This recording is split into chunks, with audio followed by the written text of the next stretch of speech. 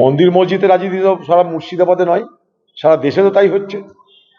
একদিন বাবরি মসজিদ রাম জন্মভূমি নিয়ে ভোট হলো, বাংলায় চলে এলো জগন্নাথ মন্দির, চলে আসছে মহাকাল, চলে আসছে দুর্গাঙ্গন। সেখানে একটা মসজিদ হলে আর আপত্তির কি আছে? সবই কি মন্দিরই হবে? সেখানে মসজিদও হবে। মন্দির যদি সরকারি টাকায় হয় আর মসজিদ যদি ধর্মপ্রাণ মুসলমান সমাজের সেবায় হয়, দানে হয়, ক্ষতি কোথায়? কমসে কম সরকারি টাকায় তো মসজিদ হচ্ছে না, সরকারি টাকায় তো মন্দির হচ্ছে।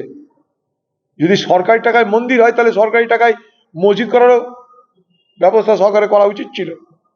কিন্তু সেখানে যদি কোনো মুসলমান সম্প্রদায়ের মানুষ স্বেচ্ছায় শত পবিত্র হয়ে তারা যদি মসজিদ করে জন্য দান করে, তাহলে আপত্তি তো কিছু থাকতে পারে বলে আমার জানা নাই।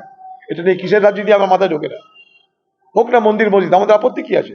তার সঙ্গে সঙ্গে আরও কাজও হোক, মন্দিরে হোক, মসজিদে হোক, পাশাপাশি সাম্প্রদায়িক সম্প্রীতি বজায় থাকুক, রুটি রুজি স্বাস্থ্য শিক্ষা সব হোক, আমরা চাই।